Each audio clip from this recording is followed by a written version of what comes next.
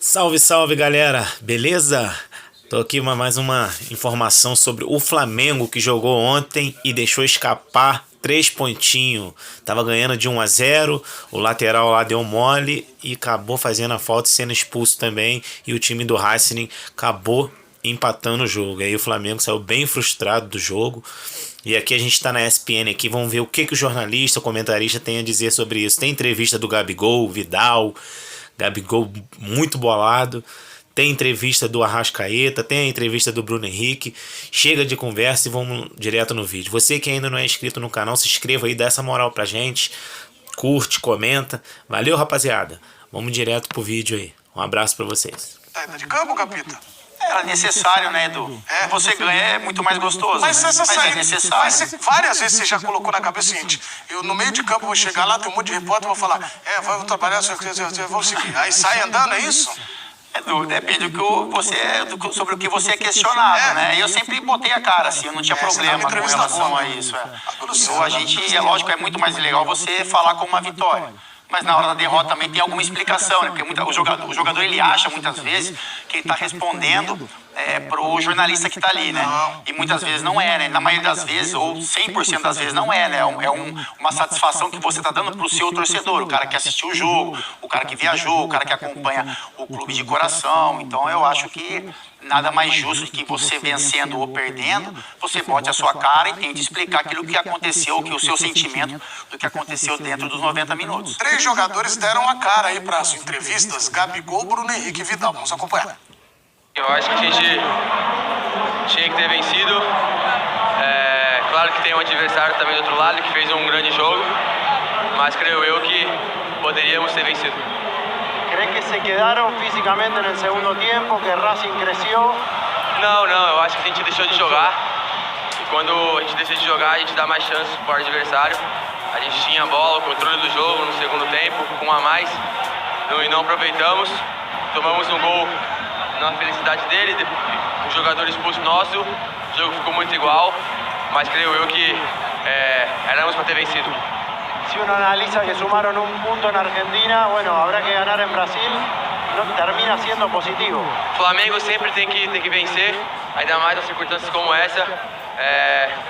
A gente tinha que ter ganho esse jogo, ter vencido, mas agora vamos para casa, vamos jogar em casa também, e creio eu que vamos vencer e passar da primeira fase.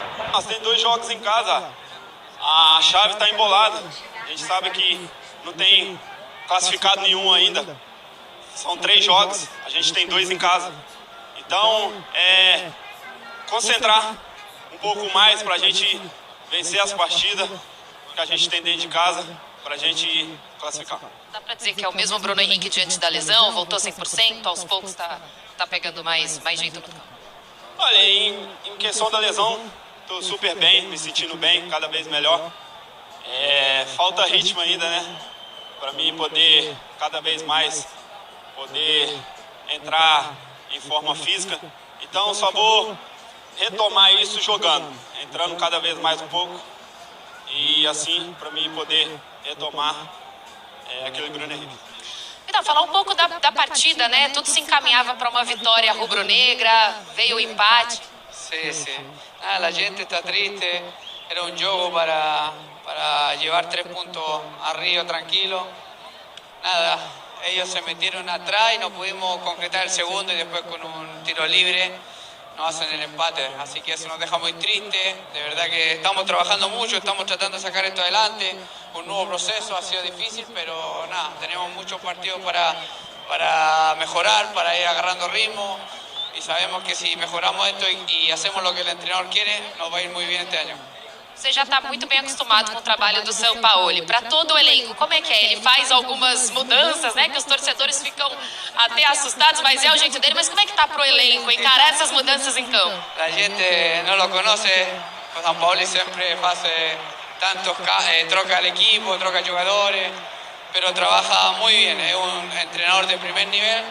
Todo el mundo sabe que nos va a ayudar mucho y que vamos a lograr nuestros objetivos que son muy grandes este año.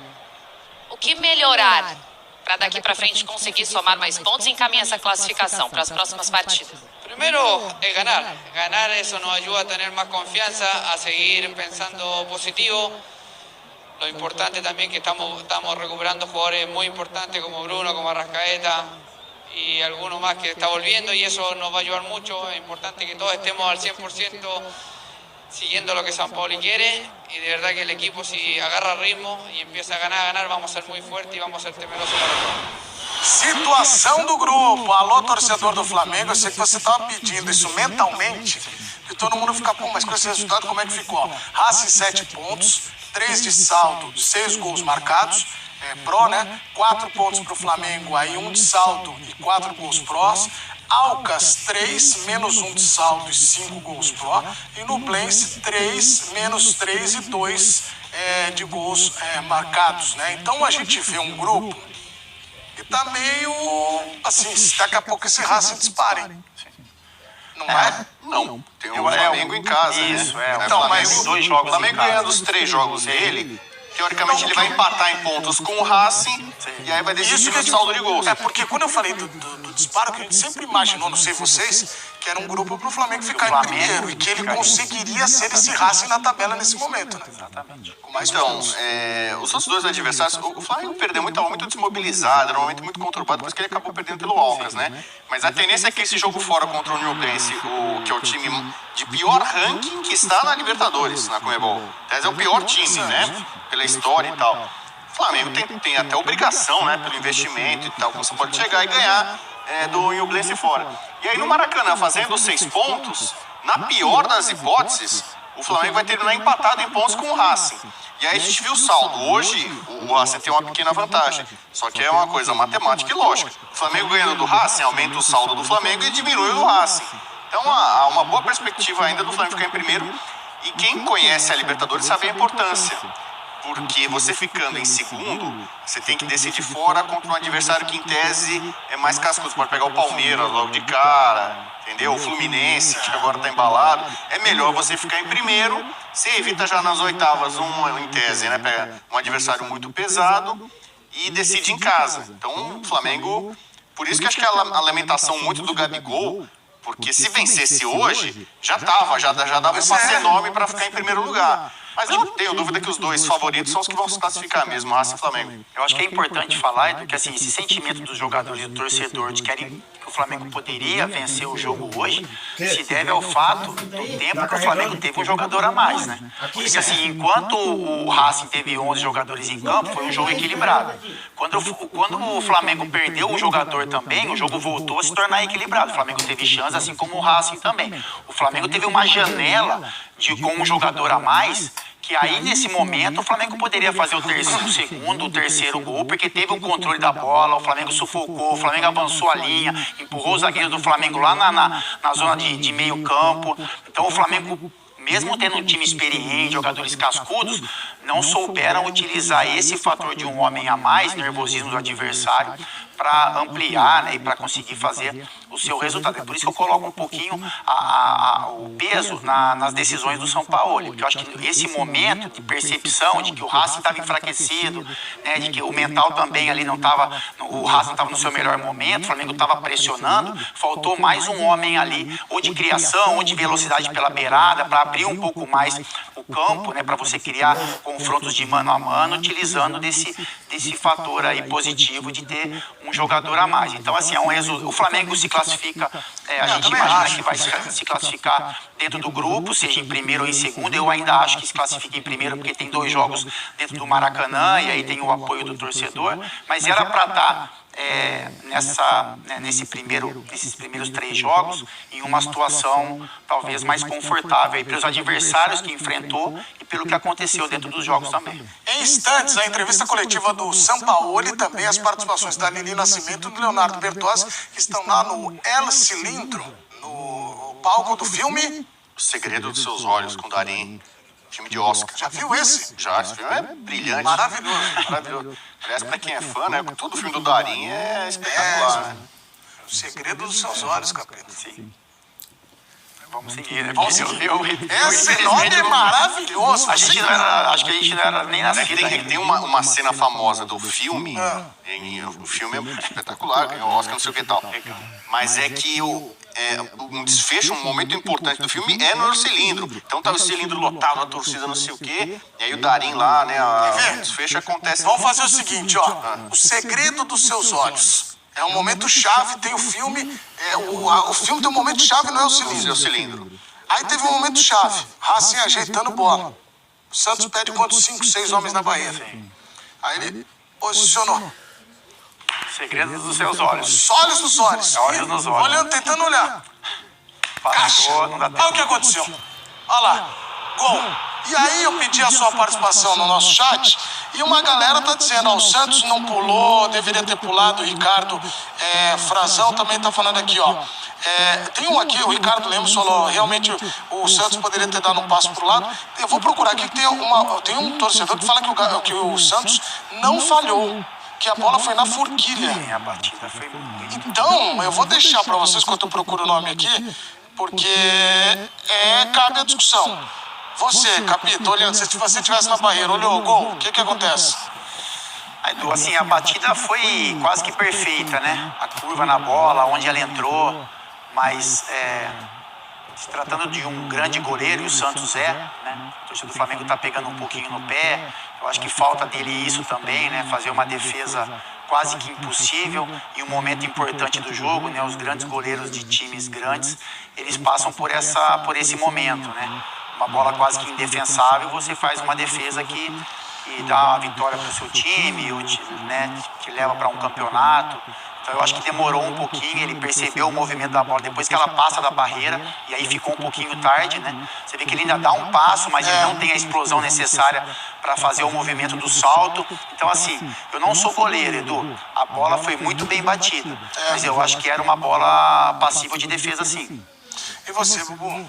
Falhou, e eu vou usar dois argumentos. Primeiro é o seguinte, você vê que ele faz um movimento sim. Ele faz um movimento com a cabeça, então quer dizer, ele dá um golpe de vista. Ele teve tempo de pensar, olhar a bola, falar assim, ele não viu quando ele viu a bola. Ele olhou e ele imaginou que a bola ia fora. Ele fez o chamado golpe de vista. Fica o goleiro torcedor, aquele goleiro que não pula, e fica torcendo, vai pra fora. Né? Ou, sei lá, bate na trave e tal. Não dá pro goleiro ficar torcendo, entendeu? Então, pra mim, ele fez uma avaliação errada, o golpe de vista. E outra coisa, pra mim, a bola não foi tão na forquilha. A bola foi um pouquinho mais perto do Santos. Então, assim, não seria uma defesa tão difícil. O Zico matou o goleiro. Quem tem esse tipo de pensamento agora deveria defender o Santos. O Oroz, né, que bateu a falta, foi brilhante, foi genial, teve um dia de Zico, meteu a bola ali quase na gaveta. E o goleiro não pôde fazer nada. Eu vejo as duas coisas. O mérito do batedor, foi muito bem, né? A bola faz aquela curvinha e tal. Lance muito plástico, bonito. Mas pra mim o Santos falhou. E o batedor ali é tudo, né? O batedor, ele intimida também, porque você falou do Zico, a torcida do Flamengo tá agora, né, saudosa, queria ter o Zico em campo hoje. Já imaginaram? O Zico que quando ele ajeitava a bola no Maracanã, o Milton Cruz conta essa história, Botafogo e Flamengo, o goleiro, o Ricardo Cruz, né, que era o goleiro, fazendo aqui a barreira, falou, Milton, agora vira. Aí ele falou, não vou virar pro Zico, não. Vira. E ele olhando pro gol. Falou, não vou virar, não. Aí ele falou, pô, por que você não vira? Ele falou, todo mundo vai ver o gol, eu vou perder. Porque vai ser gol aí. Ele bateu o Zico caixa. Então é difícil, né, cara? Tem música, né? Falta na entrada da área, adivinha quem vai bater. E o Flamengo hoje tem dificuldade disso. Tem dificuldade do batedor, tem. Não gostaram na minha cantoria aqui, não. Não, conta essa aí. Eu comecei a cantar, os caras mudaram. Não, eu adorei. Vai. Não, já cantei. Vamos fazer o seguinte, ó. Eu vou chamar agora, atenção, uma entrevista coletiva do São Paulo e do Pulgar, que foi novidade, né, no time, tá ganhando espaço. Mas nós vamos, atenção, Dottori, segura aí, vamos fazer a trilha sonora pra entrevista. Canta, vai. Falta na entrada da área, adivinha quem vai bater? É o camisa 10 da Gávea. É o camisa 10 vai classificar. O Zico botava a camisa no travessão, pendurava a camisa e ele ficava treinando falta porque tinha que tirar a camisa da travessão e ele acertava sempre. Ele faz isso até hoje. Faz. É uma facilidade. São Paulo e Pulgar agora pra gente. Boa noite, Eric. São Paulo, uma pergunta em relação aos jogadores mais jovens. Você optou pelo Bruno Henrique, ele pareceu ainda não estar tão bem fisicamente. Ainda te falta confiança para apostar às vezes no Vitor Hugo, no Matheus França, nessas situações para uma virada de jogo? E Eric, te perguntar em relação a esse retorno, você foi o melhor jogador do Flamengo na partida, encontrou aquele passe ali para o Gabigol e outras jogadas mais interessantes. Queria saber o quanto representou para você jogar tão bem nesse teu retorno depois de muito tempo no Flamengo. Obrigado.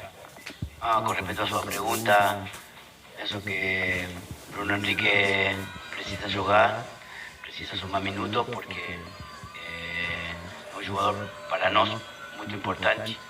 En la posición de o cambio de sistema, de jugar con extremos y solamente un 9, era intentar ganar profundidades por la banda y pensé que era el jugador indicado. Bueno, primero contento de haber jugado los 90, creo que después de mucho tiempo por la lesión y la recuperación, creo que también sentí que hizo un buen partido, contento por eso y un poco triste por todo lo que fue el partido y el resultado, así que, pero más que nada contento por haber vuelto a jugar. Aqui, Isabelle Costa, Super Esporte, São Paulo. O Flamengo é o time que mais tomou gols, 35 até o momento. Então, dá para ver um pouco que a defesa está fragilizada. Queria que você pudesse falar sobre o que você identifica de maior problema agora no Flamengo e perguntar também ao Eric. A gente viu também que você em alguns momentos atuou como zagueiro, contribuiu muito na criação das jogadas e também deu assistência pro Gabi. O São Paulo falou como é que foi essa troca, né, com o técnico, com o São Paulo, sobre essa posição, essa função de atuar também como zagueiro, mas continuar contribuindo na construção das jogadas. Obrigada. Con respecto al... nós, hace 15 días que estamos aquí, hay que trocar mucha cosa. Si no acontecería lo que você falou, eu não estaría aquí. Tenemos que mejorar el proceso. O time jugó, fue muy superior en el desarrollo, mucho. Tenía que haber ganado el juego. Y lamentablemente una jugada esporádica generó la falta y el gol. Y el Otimi siguió buscando el gol, siguió protagonizando y eso hay que darle un valor. Normalmente vamos a ir trabajando para minimizar el aspecto de contundencia defensiva y mejorar el volumen de ataque. Terminou aí a entrevista coletiva do São Paulo e também do Pulgar. Dá para notar, você que está aí na sala de imprensa, notei uma certa magoinha ali de ganhar da gente e tal. Superem, o futebol é assim. Daí a gente não foi campeão depois mundial. Agora, tem muito. O cara foi bem, viu? Só pra fazer isso. Porque ele veio de lesão, ficou muito tempo parado. Foi bem, cara. Ele fez a função dele ali quase como primeiro homem, né? Às vezes ele encaixava como primeiro, às vezes o Thiago Maia fazia essa recomposição ao lado dele. Ele chegou à frente também, né? Então quando o Flamengo teve um homem a mais, ele chegou à frente, ele dá um passe de cabeça, uma assistência pro Gabigol. O Gabigol perde uma chance que a gente não está tão acostumado a ver, já falamos sobre isso. Mas assim, é um jogador que estava um tempo sem participar de um jogo oficial e teve é um homem de confiança do São Paulo, né? Parece o São Paulo que o lançou também na seleção chilena, então existe um conhecimento do trabalho de ambos. Então assim, para primeiro jogo, para retorno, é um jogador que o Flamengo pode contar.